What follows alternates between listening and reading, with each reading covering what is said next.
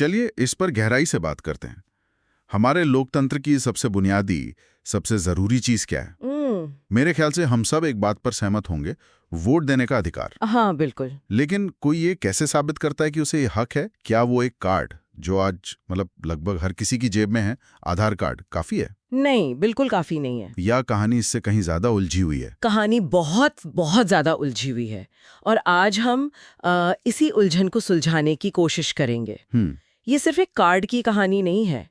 ये कहानी है पहचान, नागरिकता और वोट के अधिकार के बीच के रिश्ते की। अच्छा। और हमारे पास जो स्रोत हैं वो हमें इस कहानी के कह सकते हैं 3 अलग अलग पहलू दिखाते हैं। कौन कौन से? एक तरफ सुप्रीम कोर्ट के एकदम साफ सुथरे फैसले हैं, दूसरी तरफ एक नया कानून है जिसे लेकर थोड़ा कंफ्यूजन है, और तीसरी और सबसे जरूरी तरफ जमीनी हकीकत है, जहां कुछ समुदायों को डर सता रहा है कि कहीं उनका सबसे बड़ा अधिकारी न छिन जाए।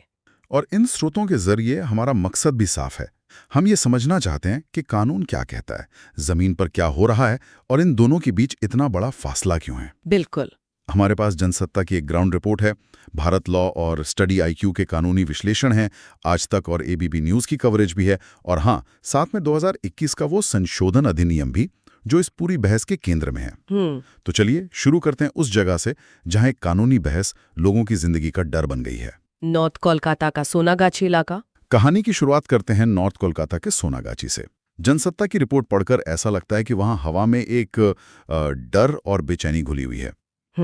रिपोर्ट बताती है कि सेक्स वर्कर्स स्पेशल कैंपों के बाहर लंबी लंबी लाइनों में खड़ी हैं, सिर्फ इस उम्मीद में कि उनका नाम वोटर लिस्ट से ना कटे। ऐसा क्या हो रहा है वहां? वहाँ चुनाव आयोग की एक प्रक्रिया चल रही है, उसे कहते हैं स्पेशल इंटेंसिव रिवीजन या SIR। हाँ, सीधे शब्दों में कहें तो ये वोटर लिस्ट की साफ सफाई और अपडेशन का काम है। अच्छा। चुनाव आयोग समय समय पर ये करता है ताकि लिस्ट से उन लोगों के नाम हटाए जा सके जो अब जैसे योग्य नहीं है, जिनकी मृत्यु हो गई हो या जो अपना पता बदल चुके हों।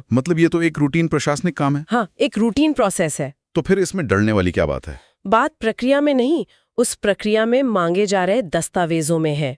ओके। और यहीं से सोनागाछी की महिलाओं की मुश्किलें शुरू होती हैं। जनसत्ता की रिपोर्ट में एक महिला की कहानी है जिसे 16 साल की उम्र में तस्करी करके वहां लाया गया था। सालों बाद जब उसने घर लौटने की कोशिश की तो परिवार ने उसे अपनाने से मना कर दिया। अब सोचिए, जब एक अधिकारी उससे वोटर लिस्ट के लिए पारिवारिक लिंक या घर के पुराने दस्तावेज मांगेगा तो वो कहां से लाएगी? सही बात है। उसके लिए तो उसका अतीत एक बंद दरवाजा है। बिल्कुल, आप अपने अतीत से जुड़े नहीं हैं और आपका भविष्य इस बात पर टिका है कि आप अतीत का कोई सबूत पेश करें। ये तो बहुत ही मुश्किल स्थिति है। हाँ, और ये सिर्फ एक महिला की कहानी नहीं है। कई महिलाओं के वोटर कार्ड 2016 के बाद रहस्यमयी तरीके से रद्द कर दिए गए, उन्हें पता ही नहीं कि क्यों। अच्छा। और एक और बड़ी बात यह है कि इन महिलाओं को पहली बार 2007 में वोटर कार्ड मिला था, वो भी एक लंबी लड़ाई के बाद।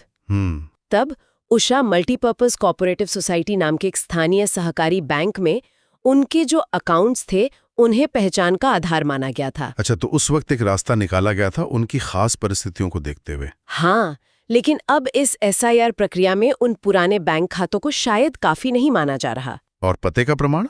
वही तो।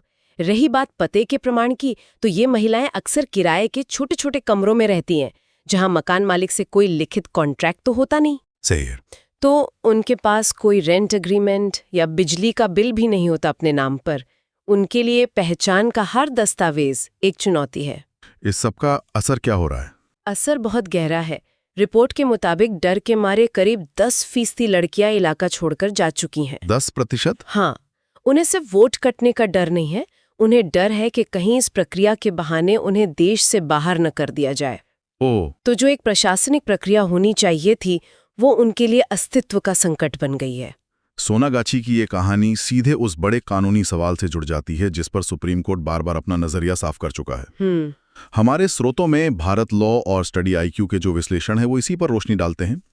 बिहार में भी कुछ ऐसा ही मामला कोर्ट पहुंचा था। तो कोर्ट ने इस आधार और नागरिकता की पहेली पर क्या कहा है? कोर्ट का नजरिया बिल्कुल शीशे की तरह साफ रहा है और एक जैसा रहा है। क्या कहा है कोर्ट ने? सुप्रीम कोर्ट ने कई बार और बिहार वाले मामले में फिर से दोहराया कि आधार कार्ड आपकी पहचान या आपके पते का प्रमाण हो सकता है। लेकिन ये आपकी नागरिकता का प्रमाण कतई नहीं है। ये एक बहुत बड़ा और महत्वपूर्ण फर्क है जिसे हम सबको समझने की जरूरत है। इसे थोड़ा और आसान भाषा में समझाइए। पहचान का प्रमाण और नागरिकता का प्रमाण, इसमें बुनियादी फर्क क्या है? देखिए, पहचान का मतलब है कि आप कौन हैं। आपका नाम, पता, उम्र, आधार कार्ड ये सब बताता है। ठीक है। इसका मुख्य उद्देश्य सरकारी योजनाओं और सब्सिडी का लाभ सही व्यक्ति तक पहुंचाना था। लेकिन नागरिकता एक कानूनी और संवैधानिक स्थिति है। आप इस देश के नागरिक हैं या नहीं, इसका फैसला भारत का संविधान और नागरिकता अधिनियम 1955 करता है। आधार एक्ट 2016 का सेक्शन 9 तो खुद ये कहता है कि आधार होने से किसी को नागरिकता का अधिकार नहीं मिल जाता। अच्छा, तो कानून में ये बात साफ लिखी हुई है? बिल्कुल। फिर बिहार में ये बहस उठी ही क्यों? भारत लॉ का विश्लेषण बताता है कि बिहार मामले में कुछ राजनीतिक दलों ने दलील दी कि वोटर लिस्ट को आधार से वेरीफाई करना सबसे आसान और तेज तरीका है। मतलब एक तरह का शॉर्टकट। हाँ, कि इससे फर्जी वोटर हट जाएंगे और काम जल्दी हो जाएगा। लेकिन कोर्ट ने इस सोच को शॉर्टकट कहा। शॉर्टकट, ये दिलचस्प है। कोर्ट को शॉर्टकट में क्या खतरा नजर आया? कोर्ट ने 2 बड़े खतरों की तरफ इशारा किया। पहला, अगर आधार को ही नागरिकता का मुख्य प्रमाण मान लिया गया तो वो लाखों असली भारतीय नागरिक वोटिंग से बाहर हो सकते हैं, जिनके पास किसी छोटी मोटी प्रशासनिक कमी की वजह से आधार नहीं है या उसमें कोई गड़बड़ी है। जैसे हम सोनागाची में देख रहे हैं। बिल्कुल, कई लोगों के पास दस्तावेज ही नहीं होते। और दूसरा खतरा और भी बड़ा है। वो क्या? वो ये कि कई गैर नागरिक जो भारत में कानूनी तौर पर रह रहे हैं, उनके पास भी बैंक अकाउंट या सिम कार्ड के लिए आधार कार्ड होता है। अच्छा। अगर आधारी पैमाना बन गया तो वो भी गलती से वोटर लिस्ट में शामिल हो सकते हैं। मतलब ये शॉर्टकट दोनों तरफ से खतरनाक है। एग्जैक्टली। ये असली नागरिकों को बाहर कर सकता है और गैर नागरिकों को अंदर ला सकता है। तो फिर कोर्ट ने बिहार के मामले में क्या समाधान दिया? क्या उन्होंने आधार को पूरी तरह से खारिज कर दिया? नहीं, कोर्ट ने एक संतुलित रास्ता निकाला। उन्होंने चुनाव आयोग को निर्देश दिया कि बिहार में पहचान साबित करने के लिए जो 11 दस्तावेजों की लिस्ट है, उसमें 12वें दस्तावेज के तौर पर आधार को भी शामिल कर लिया जाए। ओके। लेकिन साफ कहा कि इसे अनिवार्य नहीं बनाया जा सकता और ये नागरिकता साबित नहीं करेगा। ये सिर्फ पहचान के कई विकल्पों में से एक विकल्प होगा। लेकिन यहाँ एक सवाल उठता है, अगर सुप्रीम कोर्ट इतना क्लियर है तो फिर जमीन पर इतना कंफ्यूजन क्यों है? सोनागाची में लोग डरे हुए क्यों हैं? शायद इसका जवाब 2021 में आए उस नए कानून में छिपा है। हाँ, जिसने आधार और वोटर आईडी को जोड़ने की बात की थी। बिल्कुल। और यहीं आकर मामला और पेचीदा हो जाता है।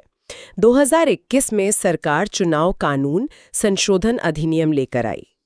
इसका एक मुख्य उद्देश्य था वोटर आईडी को आधार से जोड़ना। और ऊपरी तौर पे इसका मकसद बहुत अच्छा लगता है, डुप्लीकेशन रोकना। इसलिए ये जरूरी भी है।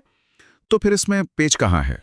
पेच इस बात में है कि ये प्रक्रिया स्वैच्छिक है या अनिवार्य, वॉलंटरी है या मैंडेटरी। हाँ, और कानून को अगर ध्यान से पढ़ें तो जवाब साफ मिलता है।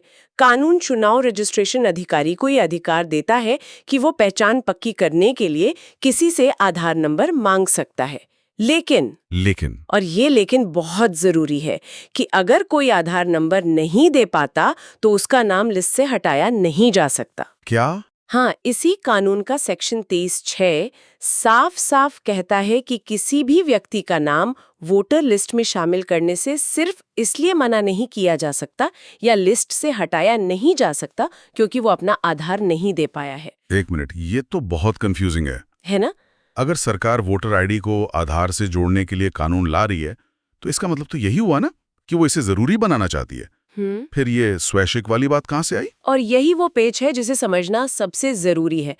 कानून की भाषा में ये स्वैच्छिक है, लेकिन जमीन पर जब एक बूथ लेवल ऑफिसर किसी नागरिक के दरवाजे पर जाता है तो संदेश अक्सर बदल जाता है। कैसे? अधिकारी पर लिस्ट को 100% क्लीन करने का दबाव होता है। उसके लिए सबसे आसान तरीका है आधार मांगना। जब वो आधार पे जोर देता है तो एक आम नागरिक को यही लगता है कि यह अनिवार्य है। सही बात है। कानून की ये बारीकी कि आधार न देने पर भी नाम नहीं कटेगा, अक्सर उस बातचीत में खो जाती है। लोगों में घबराहट पैदा कर रहा है।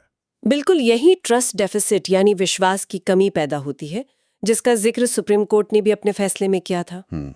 एक तरफ चुनाव आयोग है जो कहता है कि हमारा मकसद प्रक्रिया को पारदर्शी और सटीक बनाना है। वहीं दूसरी तरफ नागरिक अधिकार समूहों को डर है कि कहीं इस प्रक्रिया का इस्तेमाल बड़े पैमाने पर लोगों को, खासकर हाशिए पर मौजूद समुदायों को वोटिंग लिस्ट से बाहर करने के लिए ना हो जाए। तो अगर हम इन सारी कड़ियों को जोड़कर देखें, सोनागाची की जमीनी हकीकत, सुप्रीम कोर्ट का स्पष्ट कानूनी नजरिया और 2021 के कानून को लेकर ये भ्रम, तो हमारे सामने एक बड़ी तस्वीर उभर रही है। ये तस्वीर क्या कहती है? इसका कुल मतलब क्या है? इसका मतलब है कि हम एक बहुत ही बुनियादी संघर्ष देख रहे हैं। किसके बीच? एक तरफ है प्रशासनिक सुविधा और दूसरी तरफ है संवैधानिक सिद्धांत। ओके। वोटर लिस्ट को 100% शुद्ध और त्रुटिहीन बनाने की कोशिश एक अच्छा लक्ष्य हो सकता है, लेकिन इस लक्ष्य को हासिल करने की प्रक्रिया में क्या हम ये जोखिम उठा सकते हैं कि एक भी योग्य नागरिक अपने सबसे कीमती अधिकार से वंचित रह जाए? ये एक बहुत बड़ा नैतिक सवाल है और शायद इसका कोई आसान जवाब नहीं है। एबीपी न्यूज की एक चर्चा का जिक्र हमारे स्रोतों में है, जहां एक जज की एक टिप्पणी बताई गई।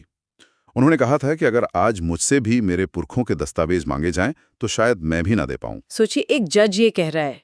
ये भारत में दस्तावेजों से जुड़ी एक बहुत गहरी और जमीनी समस्या की ओर इशारा करता है। हाँ, सही बात है। हम में से कितने लोगों के पास अपने दादा परदादा के जन्म प्रमाण पत्र या जमीन के कागजात सही सलामत रखे होंगे? बहुत कम।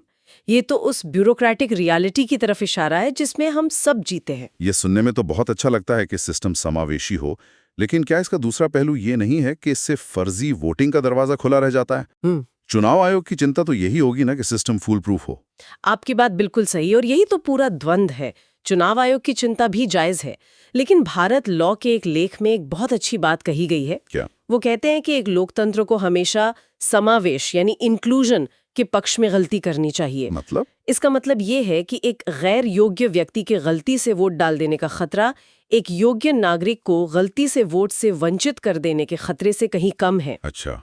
क्योंकि जब आप किसी योग्य नागरिक को वोट देने से रोकते हैं तो आप लोकतंत्र के सार पर ही हमला करते हैं। और मुझे लगता है कि सिर्फ कानून या प्रक्रिया की बात नहीं है, ये तकनीक के रोल पर भी एक बड़ा सवाल खड़ा करता है। कैसे? ऐसा लगता है कि हम आधार के विशाल डेटाबेस को हर समस्या के समाधान एक मास्टर की के तौर पर देख रहे हैं। वोटर लिस्ट साफ करनी है, आधार से जोड़ दो। सब्सिडी देनी है, आधार से जोड़ दो। सही पकड़ा आपने। और सुप्रीम कोर्ट बार बार हमें यही याद दिला रहा है। वो कह रहा है कि नागरिकता एक कानूनी और संवैधानिक पहचान है। ये सिर्फ एक डेटा पॉइंट नहीं है जिसे कोई सॉफ्टवेयर या एल्गोरिदम तय कर सके। कौन नागरिक है और कौन नहीं, इसका फैसला कानून करेगा, कोई टेक्नोलॉजी नहीं। आधार पहचान सत्यापित करने का एक बहुत शक्तिशाली साधन हो सकता है, लेकिन वो नागरिकता की पात्रता तय करने का पैमाना नहीं हो सकता।